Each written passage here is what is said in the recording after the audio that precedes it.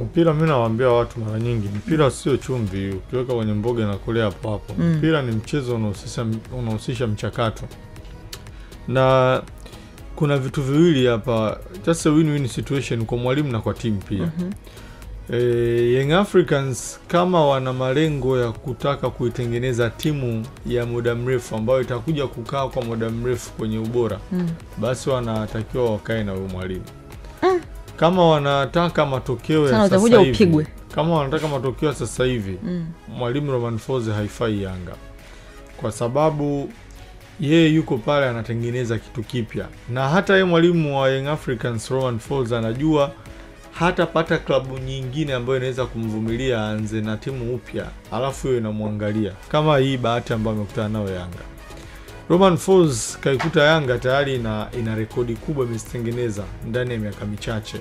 Ndani ya kipindi cha miaka mitatu iliyopita, timu imefanikiwa kuwa mabingwa misimu mitatu mfululizo kwa ligi, kwenye FA pia. Anaiona timu ina struggle tu kwenye michuano ya kimataifa, ndiko ambako bado Yanga hawajajiestablish vizuri. Ukitoa achievement ya kufika finali ya kombe la shirikisho, Yanga kwenye michuano ya kimataifa hawana achievement yoyote kubwa.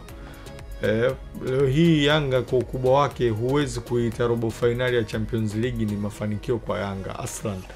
Lakini mwalimu anapoitazama Yanga analiona ni timu likubwa ambalo hapa nyumbani limeshafanikiwa kudominate. Sasa ni timu linalotaka kujitanua barani Afrika. Sasa hapo ndiko sehemu ambako kwangu mimi naona kuna mtego kwa mwalimu na kuna mtego kwa klabu. Mtego kwa mwalimu ni kwamba itamchukua muda mrefu mpaka wachezaji kuja kuklik kwenye kile anachokitaka, kwa sababu yeye kaanzisha timu upya sasa hivi, anaisuka timu upya. Ameivuruga, sio kama ambavyo walipokuwa wakija kina Ramovic na Melul Hamdi walikuwa wanapachika vitu mwendo mdundo. Yeye amekuja ametengeneza vitu vipya anavyovitaka yeye, ambavyo anaamini vinaweza kuifaa timu kwa muda mrefu vikaishi. Sasa huo muda klabu kubwa kama Yanga haiwezi kuwa nao, yani kirahisi kukupa wewe nusu msimu uitengeneze timu. Itakuwa bahati kwa kile kama itatokea hivyo.